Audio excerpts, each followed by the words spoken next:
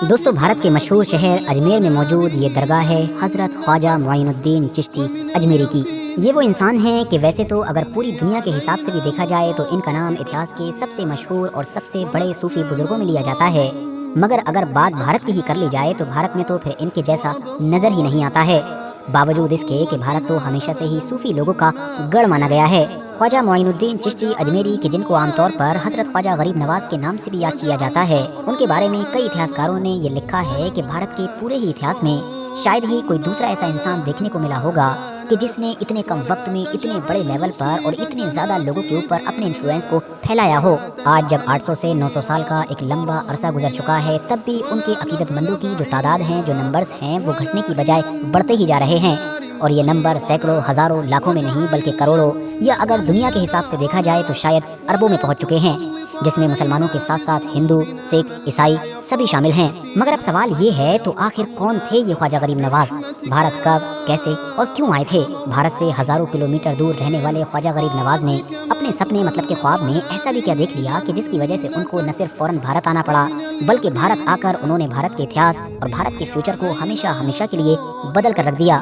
تو چلیے اپنے ان سارے ہی سوالوں کے جواب جاننے کی کوشش کرتے ہیں۔ RH نیٹورک کے نالجبل فرینڈز، اکثر اتہاسکاروں کے مطابق خواجہ غریب نواز کا جنم 1143 عیسوی میں ہوا تھا۔ آپ کا اصلی نام جو تھا وہ حسن تھا، اور کیونکہ آپ آج کے دور کے ایران اور ایران میں بھی خاص طور سے سنجر کے علاقے میں پیدا ہوئے تھے، تو اسی لیے آپ کو بہت سارے لوگوں کی طرف سے آج بھی حسن سنجری کے نام سے بھی پکارا جاتا ہے۔ خاندان اور نسل کی بات کی جائے تو نسلی طور پر آپ سید تھے، مطلب کہ حضرت علی کی اولاد تھے، یا اگر تھوڑا اور کلیئر کر کے بولیں تو کہہ سکتے ہیں کہ نبی علیہ السلام کی اولادوں میں سے تھے۔ اور خاص بات یہ ہے کہ آپ ماں اور باپ دونوں کی طرف سے سید تھے، بس فرق اتنا ہے کہ ماں باپ میں سے ایک کا شجرہ تو حضرت علی کے ایک بیٹے حضرت امام حسن سے جڑتا ہے، تو وہیں دوسرے کا شجرہ حضرت علی کے دوسرے بیٹے حضرت امام حسین سے جڑتا ہے۔ آپ کی جو ماں تھیں مطلب والدہ تھیں، ان کا نام ہوا کرتا تھا مہنور بیوی، اور یہ جو حضرت مہنور بیوی تھیں یہ ایک حد سے زیادہ نیک عورت تھیں، اور ان کے جو فادر ہوا کرتے تھے ان کا نام تھا داؤد عبداللہ۔ داؤد عبداللہ مطلب کہ حضرت خواجہ غریب نواز کے ان نانا کے ایک سگے اور بھی بھائی ہوا کرتے تھے جن کا نام تھا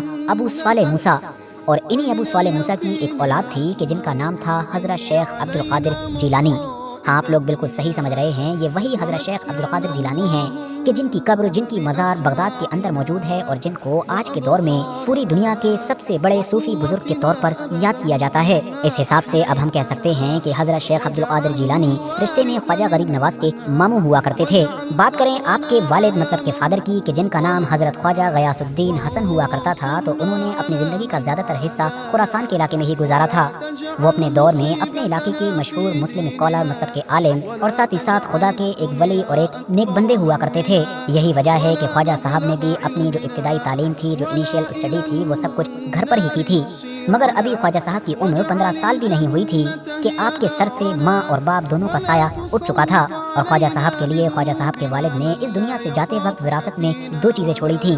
ایک تو ان کا باغ تھا جبکہ ایک چکی تھی، اور خواجہ صاحب اب اپنی زندگی کا گزر بسر اسی باغ کے ذریعے سے کیا کرتے تھے۔ ایک دن کی بات ہے کہ حضرت خواجہ صاحب اپنے اسی باغ میں ہی کام کر رہے تھے کہ پاس سے ہی ایک بزرگ کا گزر ہوا۔ ان بزرگ کا نام تھا حضرت ابراہیم گندوزی۔ یہ جب خواجہ صاحب کے باغ کے اندر آئے تو خواجہ صاحب نے نہ صرف ان کی بہت زیادہ تعظیم کی، مطلب عزت کی، بلکہ ان کی بہت خدمت بھی کی۔ ان کی اس مہمان نوازی کو دیکھ کر وہ جو بزرگ تھے مطلب حضرت ابراہیم گندوزی، انہوں نے خواجہ صاحب کو بڑے ہی پیار کے ساتھ روٹی کا ایک ٹکڑا دیا، جبکہ کچھ الگ روایتوں میں روٹی کے ٹکڑے کی بجائے انگور کا بھی ذکر ملتا ہے۔ اس کو منہ میں لے کر گلے سے نیچے اتارنا تھا کہ خواجہ صاحب کی زندگی یہیں سے پوری طرح سے بدل گئی۔ آپ کا دل دنیا داری سے ہٹ گیا، اور صوفیزم کی دنیا میں آپ کے لیے ایک نئے سفر کا آغاز ہوا۔ آپ سلسلہ چشتیہ کے مشہور بزرگ حضرت خواجہ عثمان ہارونی کے مرید بن گئے تھے، مطلب کہ ان کے اسٹوڈنٹ بن گئے تھے، اور پھر انہی کے ساتھ اگلے لگ بھگ 20 سالوں تک آپ نے دنیا کے الگ الگ علاقوں کا سفر طے کیا۔ شروعاتی وقت میں ہی آپ سمرقند اور بخارا جیسے شہروں میں بھی ایک لمبے وقت تک رہے کہ جو اس دور میں اسلامک تعلیم حاصل کرنے کا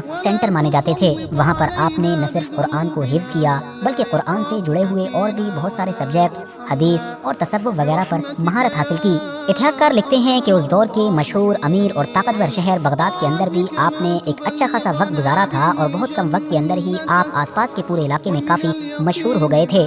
آپ نے مکہ مدینہ کا بھی سفر طے کیا، اور مدینہ ہی وہ جگہ تھی کہ جب ایک بار سوتے ہوئے انہوں نے ایک سپنا مطلب کہ خواب دیکھا، جس میں اسلام کے آخری پیغمبر یعنی کہ حضرت محمد صلی اللہ تعالی علیہ وسلم کی طرف سے ان کو ہندوستان جانے کا حکم دیا گیا، اور اس حکم کے ساتھ ہی انہوں نے اس ہندوستان کے نئے سفر کا آغاز کیا کہ جہاں پر وہ نہ تو پہلے گئے تھے اور نہ ہی زیادہ اس سے فیملیئر تھے۔ مانا جاتا ہے کہ اپنے ہندوستان کے سفر میں وہ سب سے پہلے لاہور پہنچے، جہاں پر انہوں نے حضرت علی اجمیری یا پھر حضرت داتا گنج بخش لاہوری کی قبر پر حاضری دی، اور اس کے بعد وہ الگ الگ قصبوں یا شہروں میں ہوتے ہوئے فائنلی آج کے دور کے راجستھان کے اس اجمیر شہر میں پہنچے کہ جس اجمیر کو انہوں نے پھر ہمیشہ کے لیے اپنا لیا۔ ساتھیوں، کچھ ہسٹوریکل سورسز تو یہ بتاتے ہیں کہ حضرت خواجہ صاحب ہندوستان میں پرتھوی راج چوہان کے دور میں ہی قدم رکھ چکے تھے، جبکہ کچھ اس بات کی طرف بھی اشارہ کرتے ہیں کہ پرتھوی راج چوہان کی موت کے بعد حضرت خواجہ غریب نواز نے ہندوستان میں انٹری لی تھی۔ فی الحال یا تو ڈائریکٹ پرتھوی راج چوہان کے ساتھ ہی یا پھر اجمیر اور اس کے آس پاس کے لوکل علاقے کے جو صوبیدار یا پھر حکمران تھے ان کے ساتھ خواجہ غریب نواز کے کچھ ڈسپیوٹس کے ذکر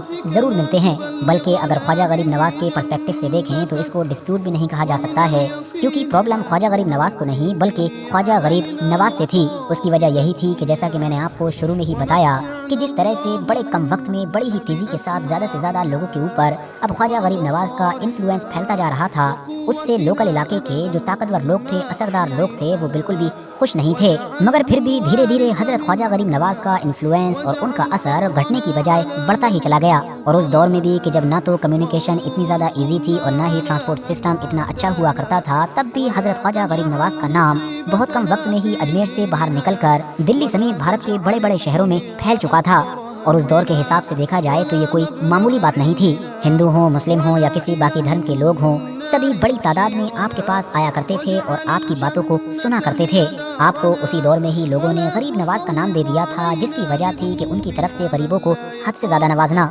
اسپیشلی انہوں نے جو لنگر کا سسٹم شروع کیا تھا، مطلب کہ غریب اور بھوکے لوگوں کو فری میں کھانا کھلانے کا، وہ تو بے مثال تھا۔ حضرت خواجہ غریب نواز پورے بھارت کے اتہاس میں صوفیزم کی دنیا کے سب سے بڑے نام کیوں ہیں، اس بات کا اندازہ اسی بات سے لگایا جا سکتا ہے کہ اگر آپ لوگ بھارت میں صوفیزم کے اتہاس پر نظر ڈالیں گے تو آپ کو اس میں جتنے بھی بڑے بڑے نام نظر آئیں گے وہ یا تو خود ڈائریکٹ حضرت خواجہ غریب نواز کے ہی شاگرد مطلب کہ اسٹوڈنٹس ہوں گے، یا پھر ان کے اسٹوڈنٹس کے بھی اسٹوڈنٹ ہوں گے۔ اسلام کے پرسپیکٹو سے دیکھیں تو حضرت خواجہ غریب نواز سے انسپائر ہو کر ان کی زندگی میں اسلام اپنانے والے لوگوں کا نمبر بھی بہت بڑا تھا۔ جو الگ الگ جنرل ہسٹوریکل بکس ہیں ان کے اندر تو اس کا ایگزیکٹ کوئی نمبر نہیں ملتا ہے، لیکن صوفیزم کی دنیا سے تعلق رکھنے والے بہت سارے اسکالرس نے جو الگ الگ دور میں کتابیں لکھی ہیں، اس میں یہ نمبر سینکڑوں یا پھر ہزاروں میں نہیں بلکہ لاکھوں میں بتایا گیا ہے، اور کسی میں تو یہ نمبر 80 سے 90 لاکھ کے قریب بتایا گیا ہے۔ آپ کی پرسنل زندگی پر نظر ڈالیں تو حضرت خواجہ غریب نواز نے بھارت میں آ کر 2 شادیاں بھی کی تھیں۔ آپ کی پہلی بیوی کا نام امت اللہ تھا کہ جو سید وجیہ الدین کی بیٹی تھیں،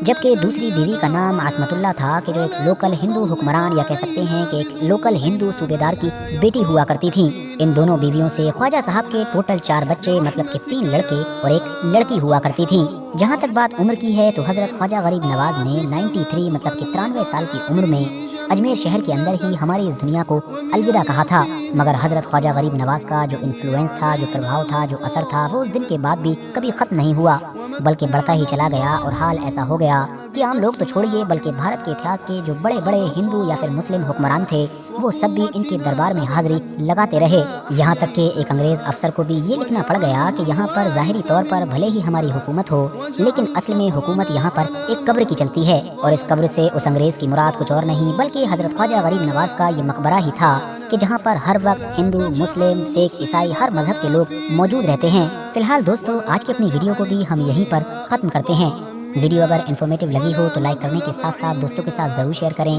اور ایسے ہی نالجبل اور ہسٹوریکل ویڈیوز ہمیشہ دیکھنے کے لیے ہمارے اس چینل کو سبسکرائب کرنے کے ساتھ ساتھ بیل آئیکن کو ضرور پریس کریں۔